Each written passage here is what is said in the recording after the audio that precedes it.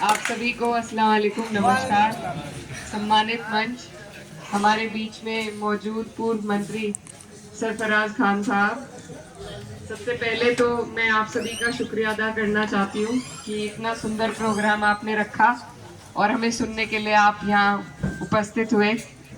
और दूसरा, मैं प्रधान जी, नईम प्रधान जी का धन्यवाद देना चाहती हूँ कि इन्होंने बहुत अच्छी बात कही। अक्सर गाँवों में ऐसी बात होती नहीं। प्रधान जी ने मौका देखा और मौके पर बहुत अच्छी काम की बात कही। तो मैं मंत्री जी से इजाजत लेकर, दो पत्थर आपको इंशाल्लाह मिलेंगे, एक मंत्री जी का और दूसरा अगर आपने मुझे बनाया तो मेरा। तो और जो पीडब्ल्यूडी की सड़क की मांग है उस पर भी पूरा प्रयास करेंगे कि वो भी मुकम्मल हो जाए। सरकार की चीज़ें होती हैं, कुछ कुछ वहाँ मजबूरी हो जाती है, लेकिन फिर भी पूरी कोशिश रहेगी और उसमें भी आप सब लोग भी दुआ कीजिएगा, इंशाल्लाह होगी वो। तो आप लोग जानते हैं हम जिस मकसद से आपके बीच आए हैं, चुनाव है। जिस तरीके से प्रधान जी ने मौका देखकर बात करी, तो ये दूसरा मौका है आपके पास।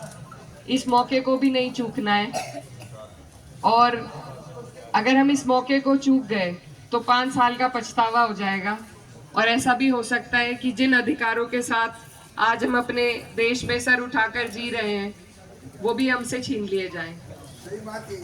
तो ये गंभीर मुद्दा है बहुत।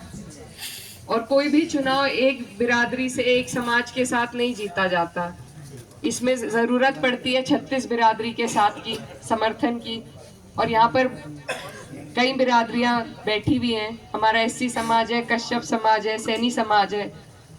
और मैं आप सभी से कहना चाहती हूँ कि अगर हम लोगों को संविधान बचाना है और संविधान में दिए गए अपने अधिकारों को बचाना है तो ये लड़ाई हमें इकट्ठा होकर लड़नी पड़ेगी।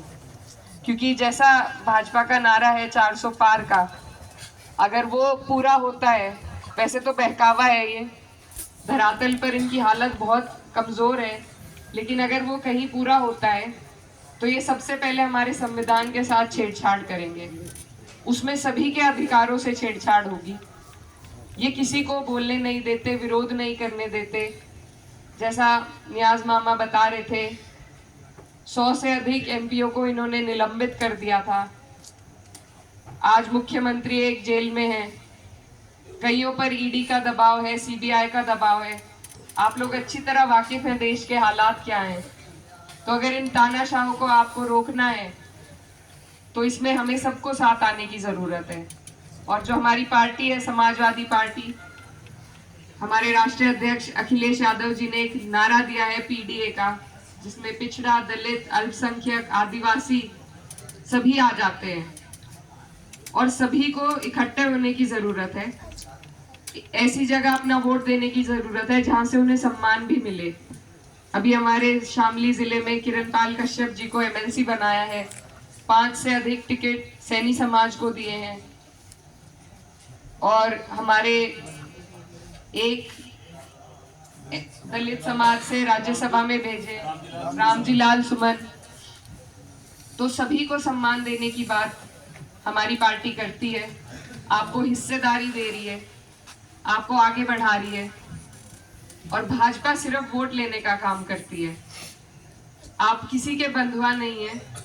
आप अपनी अहमियत को समझिए, जो आपको हिस्सेदारी दे, भागीदारी दे, वहां जुड़िए।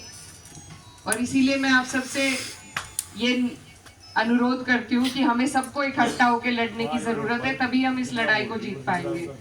ये लोकतंत्र को बचाने की लड़ाई है, हमारे संविधान को बचाने की लड़ाई है। अगर इसी तरीके से कार्रवाई चलती रही, इनकी तानाशाही चलती रही, तो आने वाला कल हम सबके लिए बहुत खराब रहेगा। तो उसी को बचाने का ये चुनाव है, ये बड़ा चुनाव है। हर चुनाव के अलग समीकरण होते हैं, अलग मुद्दे होते हैं। ये लोकसभा का चुनाव है, देश की राजनीति का है, नीतियों का है, जो आपके और हमारे जीवन पर जिसका असर पड़ता है। तो इसमें हम सबको अपने आपसी मनमुटाव को भुलाकर एकजुट होकर वोट देने की जरूरत है। और 10 साल हमने देख लिया, भाजपा का डबल इंजन का कार्यकाल भी देख लिया। आपके जो मान्य हमारे यहाँ से सांसद जी हैं, उनका भी 5 साल का कार्यकाल देख लिया। वो अगर चाहते तो उनके पास इतनी ताकत थी कि वो हमारे क्षेत्र को बहुत कुछ दे सकते थे।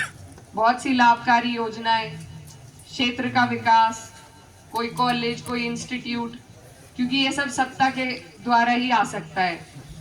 लेकिन पूरे 5 साल में हमें कुछ नहीं मिला। तो ऐसी सत्ता का भी कोई फायदा नहीं होता। जब आपका जनप्रतिनिधि कमजोर हो तो वो किसी का लाभ आपको नहीं दिला सकता, चाहे कितनी उनके पास ताकत हो। तो इसलिए सही चयन करने की जरूरत है। और मैं इस क्षेत्र की आपकी भांजी हूँ, बेटी हूँ। मेरे वालिद साहब यहाँ से सांसद रहे हैं जब ये मुजफ्फरनगर में लगता था, और आप लोगों ने उन्हें बहुत प्यार और सम्मान दिया। और जिस तरीके से आपने उन्हें सम्मान दिया, वो भी अपने लोगों की लड़ाई लड़ने में कसर नहीं छोड़ते थे, और बिना किसी भेदभाव भाव के वो सभी का काम करते थे। उन्होंने कभी किसी का धर्म जाति नहीं पूछी, कभी ये नहीं पूछा कि वोट दिया था या नहीं दिया था। पहले काम किया और फिर वोट के लिए कहा। आपकी वालदा भी 2 बार जी जी। पूरे ही परिवार को आप सभी ने बहुत सम्मान दिया। हम जो भी कुछ हैं आपके सम्मान, आपके प्यार की वजह से ही हैं। तो आज दोबारा मुझे मौका मिला है। पार्टी ने छोटी उम्र में बड़ी जिम्मेदारी दी है, इसको निभाने के लिए मुझे आपकी सबकी जरूरत है। तो सब तैयार है, सब तैयार है, सब तैयार है। इसी के लिए आपके बीच आई हूँ। चुनाव बहुत लंबा है, 150 किलोमीटर की हमारी लोकसभा है, टोडरपुर मील से इल्लम तक है। तो इसमें आपको सबको न सिर्फ वोटर बनकर बल्कि चुनाव के जिम्मेदार बनकर आपको इस चुनाव को संभालने में मेरी मदद करनी पड़ेगी। और इंशाल्लाह मुझे ऊपर वाले ने मौका दिया, तो जिस तरीके से मेरे वालिद साहब सभी का काम करते थे और लड़ाई लड़ने का काम करते थे, मैं उसी तरीके से आपके बीच में आपकी लड़ाई लड़ने में आपसे आगे रहूंगी। आपसे सबसे दुआओं की भी दरखास्त है। अस्सलाम वालेकुम, नमस्कार।